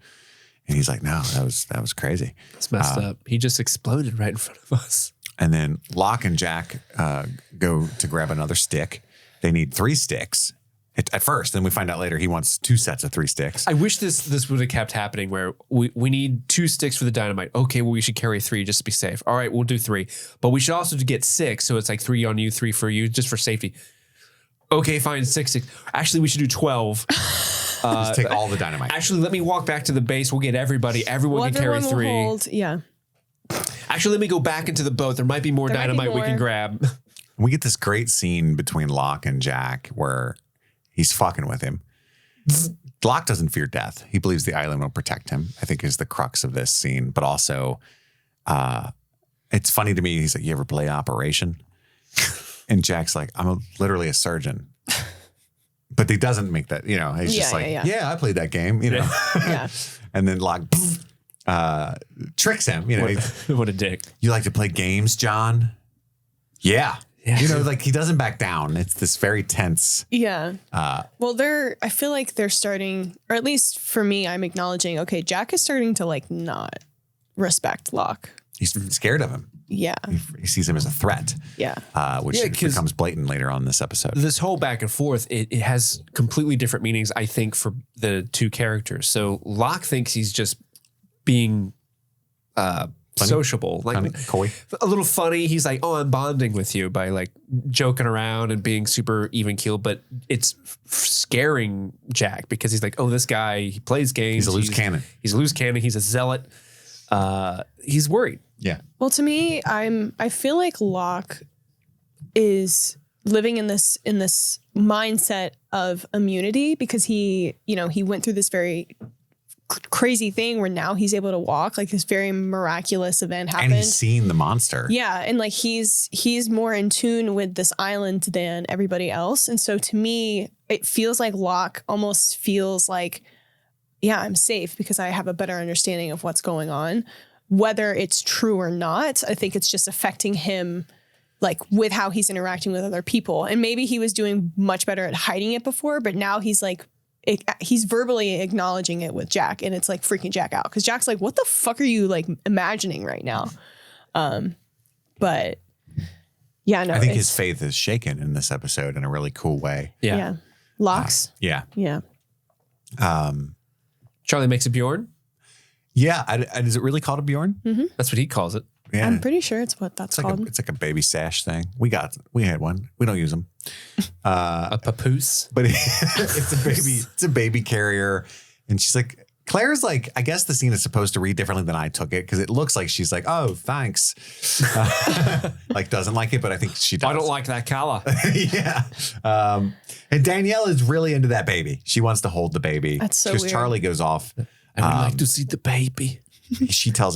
Danielle tells him she wants to see Saeed. And he's like, oh, okay, I'll go get Saeed and leave her alone with you because you're a super safe person. I've known you for a couple hours. You have a gun. What could You're go wrong? mentally stable. And then Claire sees the scratches and has a jolted memory that she is the one that scratched Danielle. Mm-hmm. So I don't know if this is a lost and found. I mean, or have you guys, well, Steve, but Madison, have you put together, did she escape Ethan and them at some point and then run into Danielle? Like, how did that happen? Right. Like, I'm sure that is something that will be uncovered in Another season 2. Island. Yeah. I want to root for Danielle. I want her to be a likable character and just have the odds be against her in terms of like, she's lived on this island by herself for 16 years. And like, everything that we as the audience are interpreting is like, oh, well, did she like hurt Claire? Like, I hope it's like, that's not the circumstance. But I don't know. I don't want to say that she's the one that like kidnapped Claire and like is in association with like Ethan and the quote unquote others. So maybe it was just Danielle was trying to help Claire and, Claire was like freaking the fuck out. And so she just scratched her. But I don't know. I like to think that Danielle is not Maybe she freed her. Maybe she's the one that rescued her. Maybe. Yeah. I don't think she's I think it's guaranteed she's not with the others because they took Alex, right? Yeah. But she reminds me of, did you guys watch The Walking Dead when it was a good show? Mm-hmm. Like preseason 7? I watched the first 2 seasons. She reminds me of Michonne. Oh, okay, yeah. Because you remember the first time we met Michonne, she had like 2 zombies on leashes and a sword and a cowl. And it was just like, what the fuck? That's a good comparison. I like that. After a few seasons, she's just like a normal person. Like, I'm just making Campbell soup, And I think that she gives off those vibes like she could be a recurring normal character eventually, but just like a badass one. Yeah. But back in the past, Charlie's tearing apart his hotel room, about to get on the flight. he's got a lady friend there and lies to her because he's looking for his dope. First off, you would definitely know where that shit was as a former addict, but whatever. He can't find it. He lies to her about the dope being gone. That's definitely a thing. There is a funny thing about this episode where she's like, "Where's the dope? Where's the dope?" He's like, "Oh, we used it all. I have champagne." Yeah, that's cool. If you want a little buzz, it's something. And I like that she takes the champagne, takes it, yeah. which is again accurate. Like it's better than nothing. Yeah. Better than being sober. But she catches him holding it. I don't know why he like started playing with it when she went in the bathroom. That was a rookie move. And then she attacks him for it. They wrestle, and she's like, "You're fucking pathetic." Yeah, you're both pathetic. And then she leaves. He's there, like, still got my dope, but I do feel pathetic. Hey, it's the tiny victories. Yeah. We cut back to the present. Claire's head is bleeding. Danielle had taken the baby. And then Charlie hit Saeed. Oh my God. Oh, When Saeed force choked Charlie, I was like, whoa, that's some badass shit. You were right like, there. should have been me. I was like, let me just close my eyes real quick and imagine. Anyway, Yeah. I love it. He's basically just like, no. do not hit me again. Saeed is so cool. Your Bro. little baby fists will anger me. I hope I'm like Saeed when I grow up. Oh God. But he says, we got to track her down. I know where she's going, right? Calm down. We could waste time placing blame, or we can go get the baby. We can waste time me choking you out. Yeah. Or we can go get this baby. I mean, Charlie's like, I mean, you're already here. Might as well. Choke me a little harder. Yeah. Locke says, we cut to the other crew. Locke says there should be 2 packs of 3 dynamite sticks in case someone blows up. Very matter-of-factly. And that's where we get the line from Hurley. You got some arts done, you man. And then Kate wants to carry the dynamite. Jack says absolutely not. And Locke is like, look, guys, we don't have time to play who's going to die and be a hero. Let's just draw straws. Kate's like, I'm cool with straws. I like straws. I put them in all my drinks. Back on the boat, Michael's telling Walt about the transmitter and the radar and how they work as they try to turn it on for the first time. Every hour, they're supposed to bleep on the radar and see if there's any nearby. Sawyer's reading all the letters that everybody wrote. Yeah. Yeah, I love that for him. One of them is clearly Hurley's because it's like, I bequeath $160 Who the million. fuck's Hugo? And how does he have 160 million? yeah. He reads about Tracy banging Steve, even though she's got a husband. Yeah. Ooh, like he's just having a good time with all the tea. I love this ongoing joke because he's like, Tracy's banging Scott. And they're like, dude, Scott's dead. It's Steve. Yeah. We like Steve. And then he's like, I didn't write a letter. I only wrote 1 letter, and it's to the man I'm going to kill. And Walt's again, like- Walt's 10. Walt's like, you're going to kill somebody? Why are you going to do that?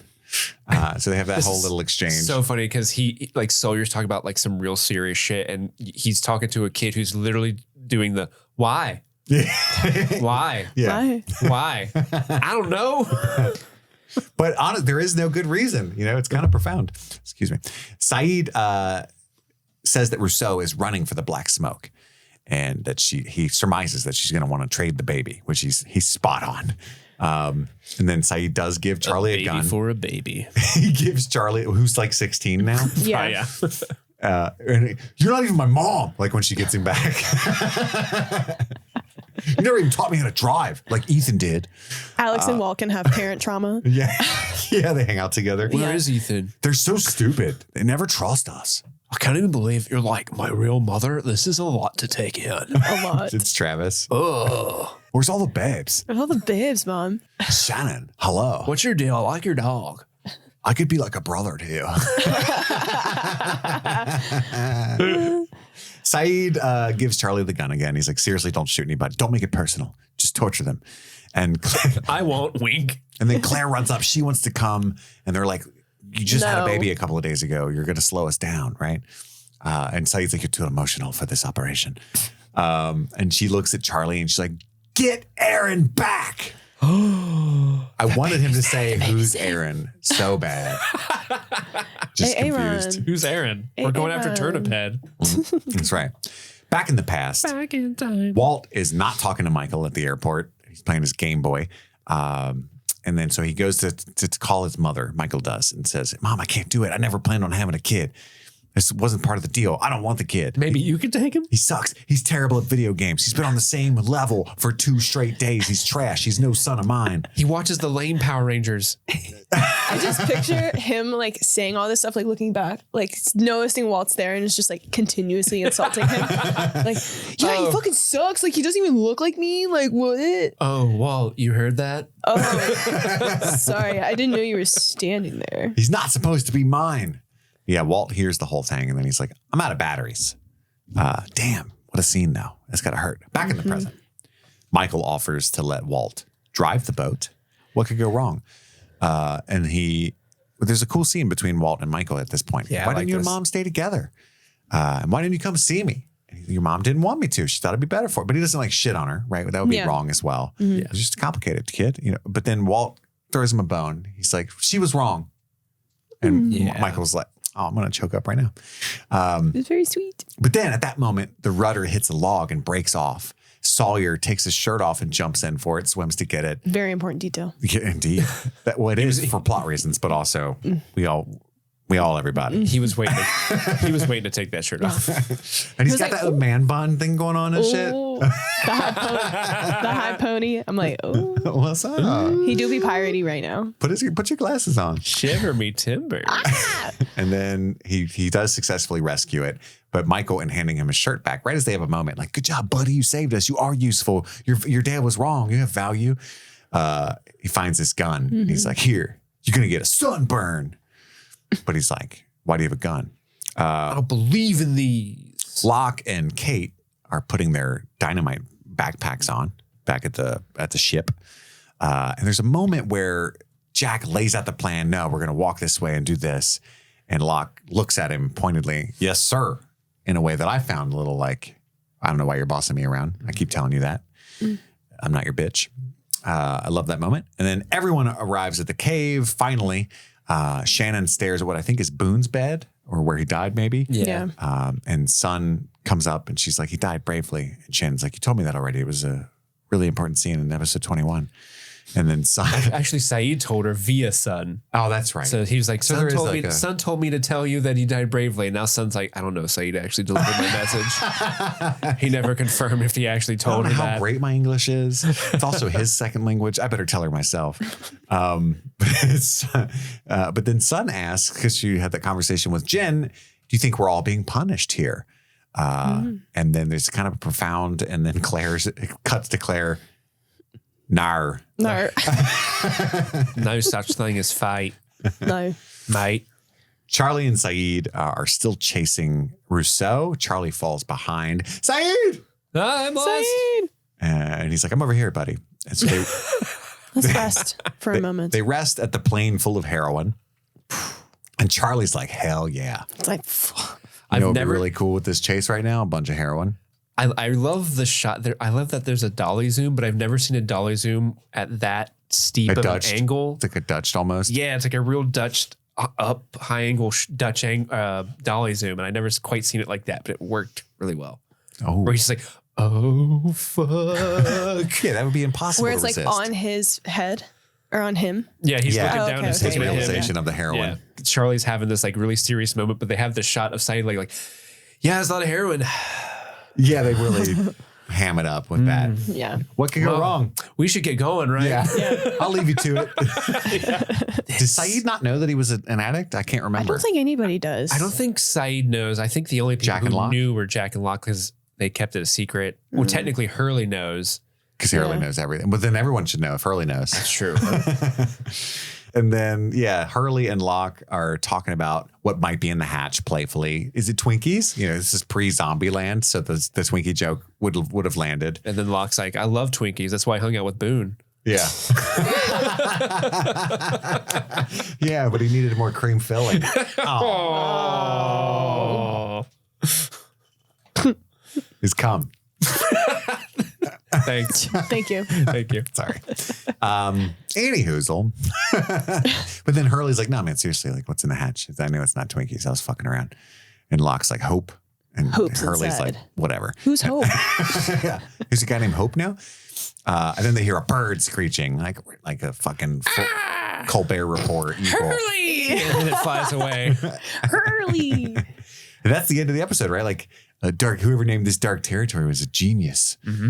Lost. To be continued. Which brings us to the highly anticipated Beach Please. Beach, please. Episodes 23 and 24. Beach, please. That was the bird at the end. Yeah. I should put that on the soundboard. Beach, please. And it flew away into the sunset. I like your version better. Thank you.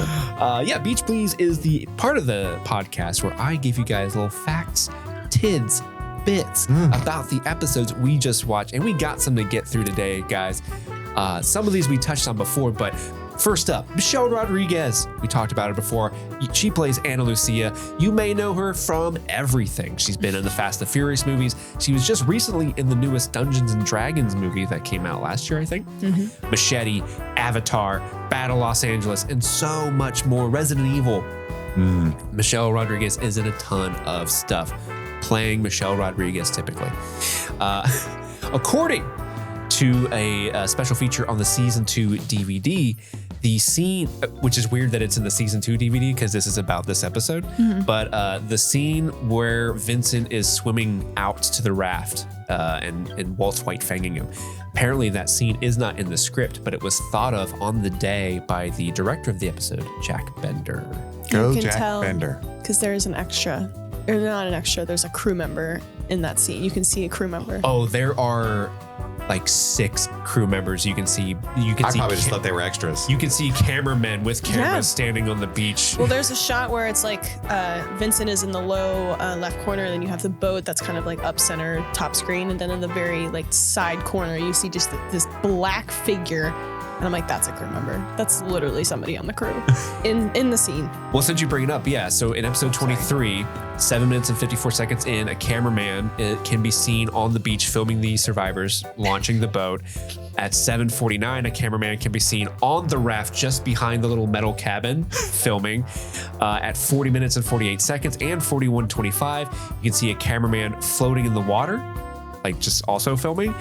And Sloppy. And at 40 minutes and 56 seconds, you can see a crew member with a megaphone, which I think is probably who you're talking about, Madison, directing the actors on the beach.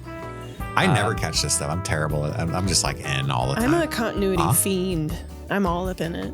I'll be schmontinuity. honest, I only caught one of these while we were watching, like in the moment. But when I did research, it was like, here's screen grabs of this guy, here's screen grabs of this Yeah. person, here's screen grabs of this person. To the untrained eye, I went to school for that kind of stuff, and continuity was like my thing. I loved that.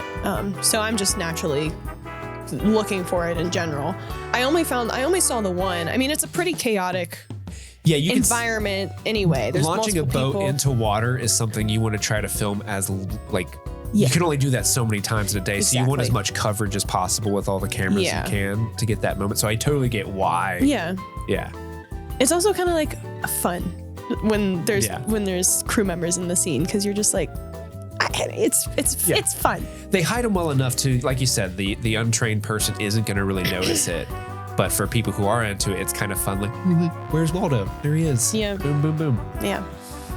Walt was watching Power Rangers at the beginning of one of these episodes. He was specifically watching Power Rangers SPD. So here's the thing. So the Power Rangers SPD stands for Space Patrol Delta. It is the 13th season of Power Rangers and is based on the 28th Super Sentai series, Tokusou Sentai Deca Ranger. The initials of the title stand for Space Patrol Delta.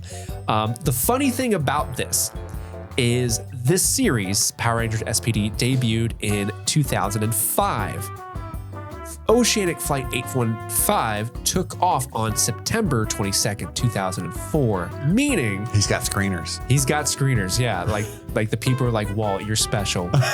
You've got an internet following. Everyone Or knows he's this. using his ESP to watch it. That's true. Maybe Yeah. maybe he manifested it. Yeah, he's watching in the future. I like that. I like that the best. In the flashback where Sawyer's talking to the detective and they're like, oh, you got in a fight with Warren Truss, the Minister of Agriculture and Fishing and Forestry.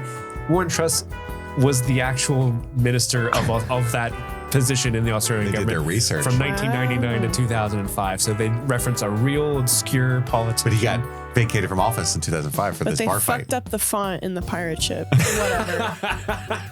Whatever. It's Madison's fine. not salty about that at all. It's fine. Salty like the ocean. Whatever. Star Wars fans might have loved the little Star Wars Easter egg that they wrote in with Michael and Jin. There's a scene before they launch where Michael runs up to Jin and goes, "No, no, no, that one goes there, that one goes there," which is a direct quote from Han Solo and Chewie from The Empire Strikes Back. There's also a direct Han and Chewie reference in the next episode. There is, which I yep. loved. Mm-hmm. That's a funny joke. I missed both of those. Cool. Wow. A listener wrote this in. I don't have your name in front of me. I'm so sorry. Carl. But this is Frank. Coral. A listener wrote this in. So Leslie's last name is Arts. We all know this. Arts is actually the German word for physician or doctor. So the character's name is literally Doctor. Give me the news. That's funny. In the airport flashback where Sun brings the coffee to Jin, the woman behind her who's being really, really mean, at one point she says, "Look, it's memoirs of a geisha come to life," a really crude insult. Fun fact though, Yoonjin Kim was actually approached to play the lead role in the 2005 movie adaptation of Memoirs of a Geisha, Interesting. but declined the offer. So kind of a fun little, if you know, you know. Interesting. Madison brought this up when Jack and Ana Lucia are in the airport and they discuss their seat numbers. They are, of course, numbers that are a part of Hurley's winning lottery ticket number 4, 8, 15, 16, 23, and 42.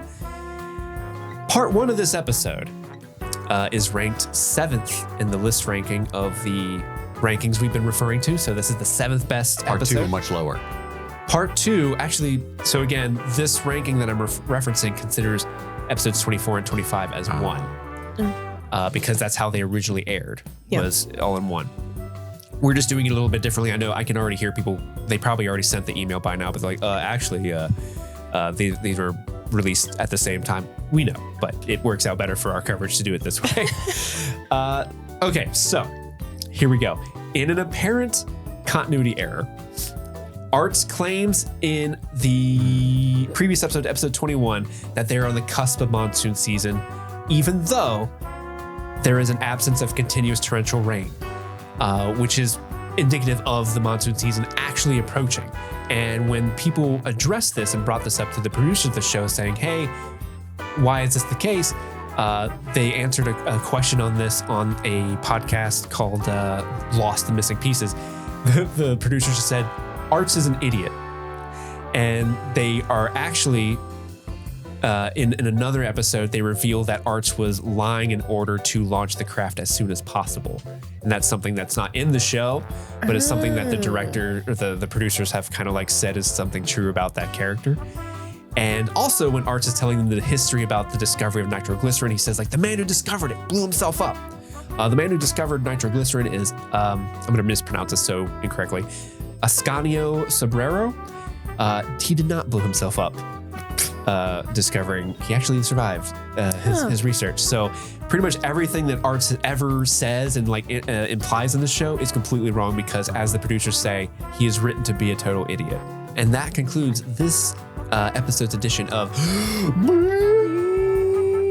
Please.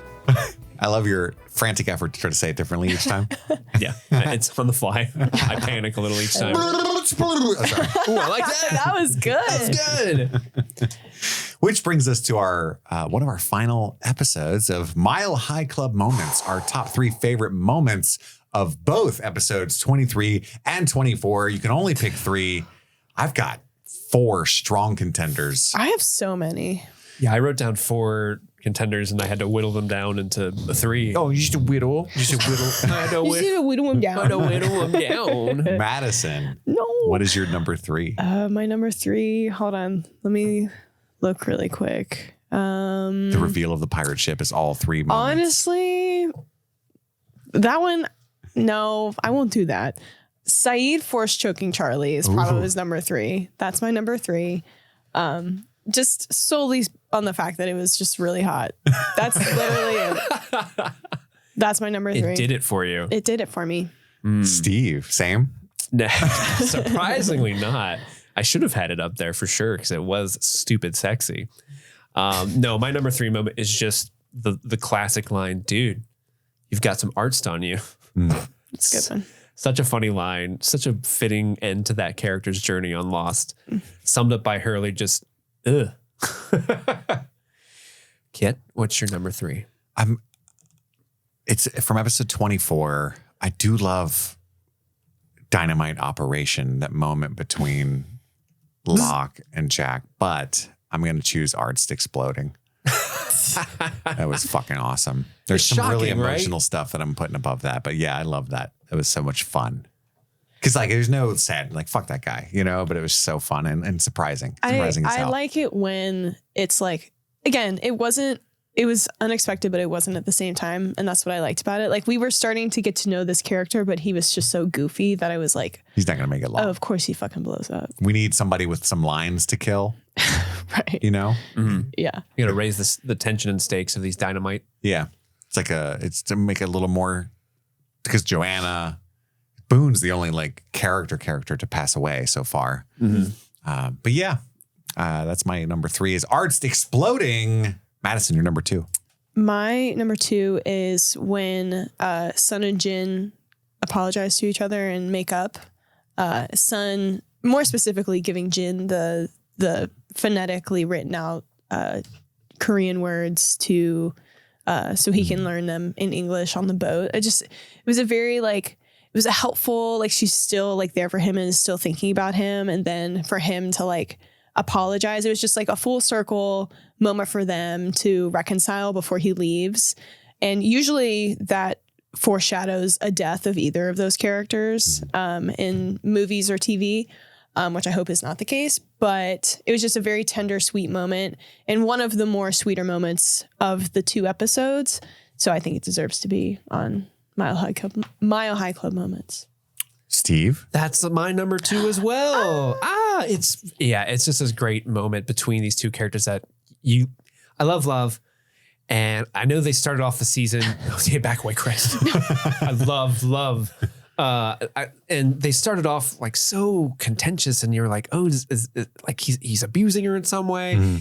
And then you find out more about them. But these 2 characters have so much great chemistry. Daniel Day Kim and Yeonjun Kim have such great chemistry together.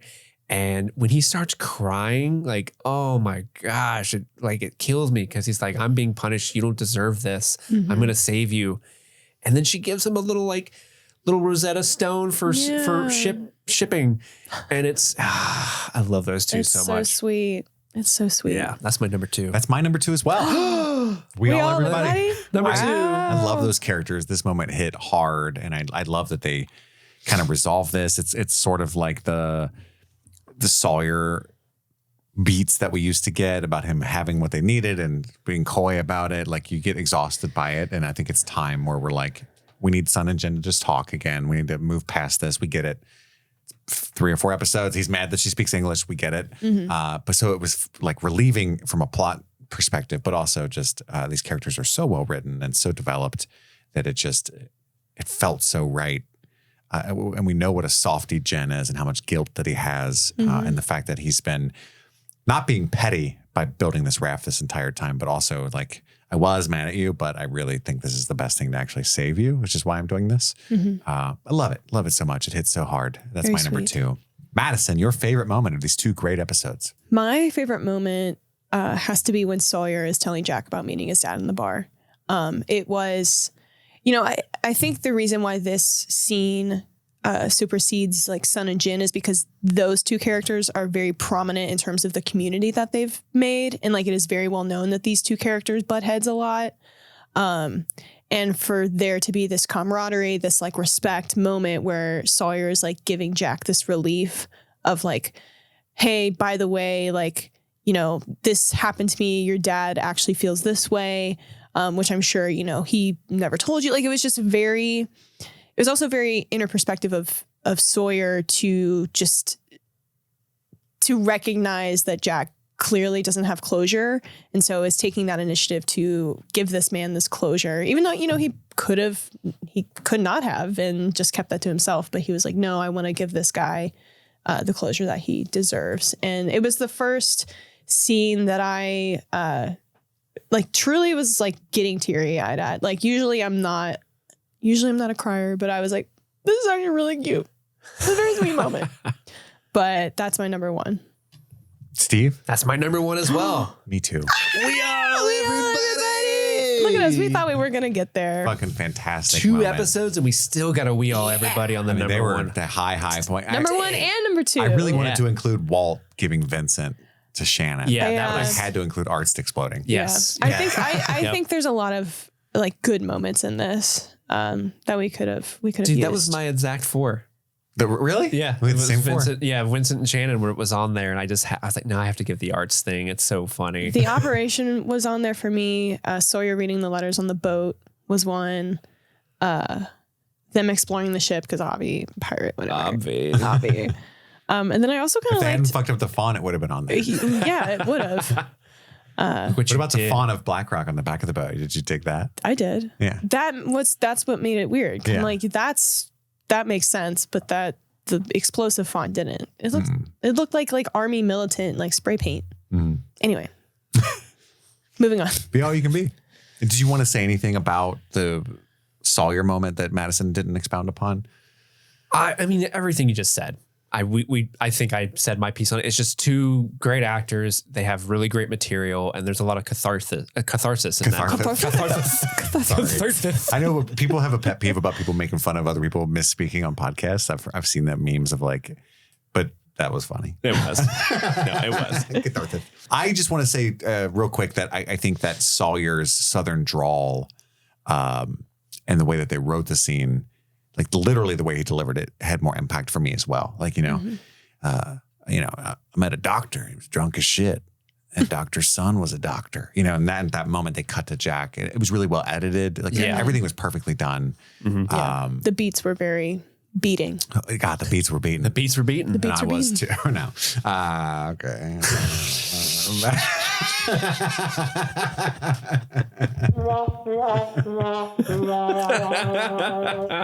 Yeah. I caught that one halfway out of my mouth.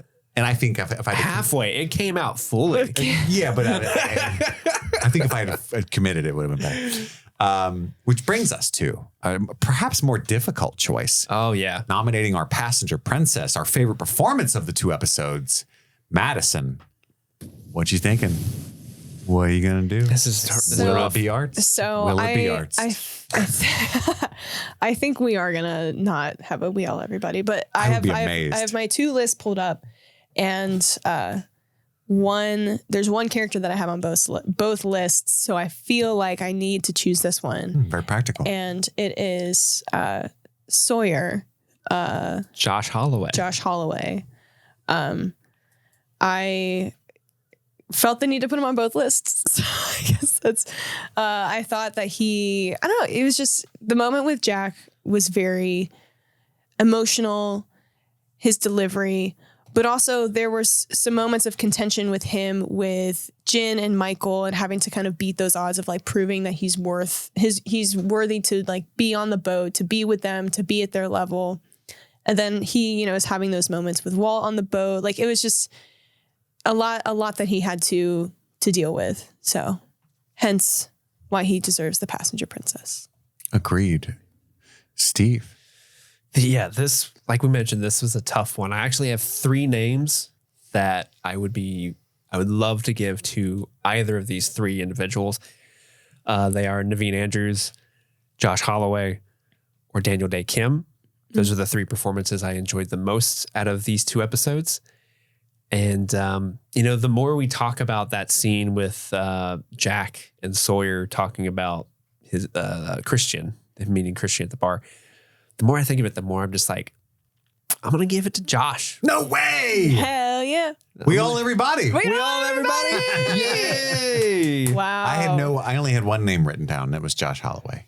Nice. Nice. Nice. I really feel like it's interesting to me that because Jack is so occasionally annoying, like they set him up to be the protagonist of this ensemble kind of, right? Kate is wonderful, but so frequently mishandled. And Sun and Jen are wonderful, but don't have enough screen time that I've begun in the last 5 episodes or so to just really feel like Sawyer is main character energy. I agree. exuding it. He just feels like my window into this world.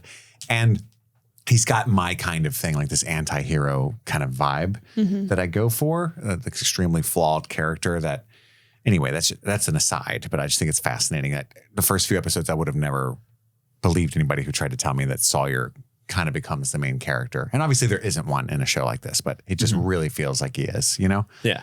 But yeah, I mean, fantastic performances and really like an emotional keystone, I feel like, in this finale, this 3-part finale. But yeah, Steve, what made you choose Josh out of all those things? I mean, just that one scene just did it for you? Ditto.